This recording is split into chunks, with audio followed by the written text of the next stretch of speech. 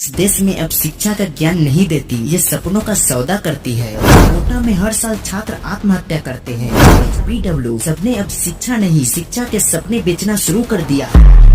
सपना था, माँ कहती थी बेटा एक बड़ा आदमी बनेगा। पिता ने कहा पढ़ ले, कल तुझ पर देश को नाज होगा। शुरुआत हुई स्लेट से, फिर किताबें आई, फिर कोचिंग सेंटर के फीस और फिर आया सिस्टम। पर किसी ने ये नहीं बताया कि इस देश में अब शिक्षा का ज्ञान नहीं देती, ये सपनों का सौदा करती है। यहाँ होशियार होना काफी नहीं है, यहाँ सिस्टम से मैच करना जरूरी है। और जो सिस्टम से मेल ना खा सके वो हमेशा के लिए पीछे छूट जाता है। भारत की शिक्षा व्यवस्था की हालात जानने के लिए किसी रिपोर्ट की जरूरत नहीं, किसी एक्सपर्ट की राय की जरूरत नहीं, बस किसी छात्र की आंखों में झांक लीजिए। वहाँ आपको किताबों से ज्यादा डर मिलेगा, पाठ्यक्रम से ज्यादा दबाव मिलेगा और भविष्य से ज्यादा अंधकार मिलेगा। जब कोई 16-17 साल का छात्र आत्महत्या कर लेता है तो न्यूज चैनलों पर 20 सेकंड की हेडलाइन बनती है, सोशल मीडिया पर कुछ देर ट्रेंड में होता है और फिर सब कुछ शांत हो जाता है। पर सवाल ये है, क्या ये मौन कौन खरीदता है? शिक्षा जो एक समय में आत्मा की विकास करती थी, आज एक ऐसे उद्योग में बदल चुकी है जहां हर चीज की कीमत है, किताब की, परीक्षा की, शिक्षक की, यहाँ तक कि नंबरों की भी कीमत है। जिस व्यवस्था में मेहनत करने वाला छात्र हर बार हारता है और पैसे वाला हर बार पास होता है, वहाँ ये मान लेना चाहिए कि शिक्षा अब ईमानदारी की सीढ़ी नहीं, केवल पहुँच वालों का खेल है। कभी सरकारी स्कूल इस देश की रीढ़ माने जाते थे, आज वहाँ पढ़ाने वाला शिक्षक भी कहीं और की कोचिंग पढ़ा रहा है। कक्षा में बच्चों से ज्यादा खाली कुर्सियाँ होती है और पाठ्यक्रम से ज्यादा ध्यान मिड डे मील पर दिया जाता है। सरकारी आंकड़े बताते हैं कि करोड़ों रुपए शिक्षा के नाम पर खर्च हो रहे हैं, लेकिन जमीनी हकीकत बताती है बच्चे अब भी दीवारों पर बैठकर पढ़ने को मजबूर है। पर यही बच्चे जब बेहतर भविष्य की तलाश में कोचिंग सेंटर की ओर रुख करते हैं तो वहाँ उनका सामना एक और माफिया से होता है, कोचिंग इंडस्ट्री। कोटा, पटना, दिल्ली, हैदराबाद, इन शहरों में हर साल लाखों छात्र एडमिशन लेते हैं, लाखों रुपए खर्च करते हैं और अंत में सिर्फ कुछ ही सीटों के लिए आपस में टकरा जाते हैं। किसी को सफलता मिलती है, किसी को नहीं, लेकिन जो हारता है वो सिर्फ एक परीक्षा नहीं हारता, वो आत्मविश्वास, मानसिक संतुलन और कई बार तो अपनी जान भी खो देता है। कोटा में हर साल छात्र आत्महत्या करते हैं। 2023 का ये आंकड़ा 27 तक पहुंच गया था। हर साल एक नई बिल्डिंग बनती है, एक नया कोचिंग ब्रांड खुलता है, एक नई रणनीति बिकती है, लेकिन न रुकता है दबाव और न ही घटती है खुदकुशी। वहीं दूसरी ओर बिहार में BPSC परीक्षा के दिन प्रश्न पत्र लीक हो जाता है, छात्र जान हथेली पर रखकर सड़कों पर उतरते हैं, पुलिस डंडे बरसाती है, लेकिन सरकार मौन रहती है और मीडिया इसे अराजकता कहकर किनारा कर लेती है। इन छात्रों की गलती क्या थी? सिर्फ इतनी है कि उन्होंने व्यवस्था पर भरोसा कर लिया। नीट जैसी परीक्षाओं में धांधली की कहानियां जब आम हो चुकी है, हर साल लाखों छात्र डॉक्टर बनने के लिए तैयारियां करते हैं, लेकिन परिणामों में धांधली, फर्जीवाड़ा और तकनीकी गड़बड़ियां उन्हें बार बार तोड़ देती है। एक गरीब छात्र जो गाँव से आया है, जिसने रातों को जगकर पढ़ाई की है, वो कैसे मुकाबला करे उस छात्र से जिसके पास पैसे से खरीदी गई परीक्षा की कॉपी है? शिक्षा अब समता का समाधान नहीं रही, ये अब एक क्लास की डिवाइड बन चुकी है। शहरों में वातानुकूलित स्कूल, लाखों छात्रों की fees, digital classes, smart boards और दूसरी ओर गांव में टूटी छतें, अनुपस्थित शिक्षक और बेमन से पढ़ने वाले बच्चे। निजी स्कूल और कॉलेजों ने शिक्षा को एक बुटीक बना दिया है। जितना बड़ा पैकेज उतनी बड़ी फीस। 10वीं की क्लास के लिए भी अब एडमिशन इंटरव्यू होते हैं, बच्चों से ज्यादा पेरेंट्स की टेस्टिंग होती है। जो छात्र फीस न दे सके उन्हें क्लास से निकाल दिया जाता है। और ये सब उस देश में हो रहा है जहां संविधान शिक्षा को मौलिक अधिकार कहता है। कॉलेजों में डोनेशन की सीटें मिलती है,